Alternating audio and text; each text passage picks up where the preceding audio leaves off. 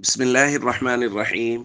عن معاوية بن أبي سفيان رضي الله تعالى عنه قال قال رسول الله صلى الله تعالى عليه وسلم: المؤذنون أطول الناس أعناقا يوم القيامة. رواہ ابن ماجہ۔ نبی کریم صلی اللہ علیہ وسلم نے ارشاد فرمایا، قیامت کے دن مؤذنوں کی گردنیں سب سے لمبی ہوں گی۔ دوستو، جو لوگ اذان دیتے ہیں نماز کے لیے، نبی کریم صلی اللہ علیہ وسلم نے ان کے بہت سے فضائل بیان فرمائے۔ ایک تو یہ فرمایا کہ سب سے اونچے قد، سب سے اونچی گردنیں ان لوگوں کی ہوں گی جو اللہ کا نام 5 وقت بلند کرتے ہیں۔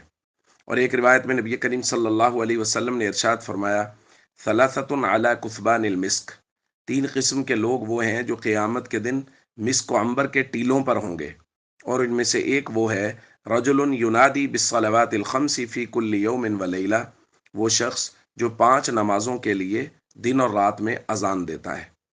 اور ایک روایت میں نبی کریم صلی اللہ علیہ وسلم نے ارشاد فرمایا کہ جنوں اور انسانوں میں سے جو بھی مؤذن کی اذان کی آواز کو سنتا ہے، وہ قیامت والے دن گواہی دے گا کہ یہ اللہ کا نام بلند کرتا تھا اور لوگوں کو خیر اور فلاح کی طرف بلاتا تھا۔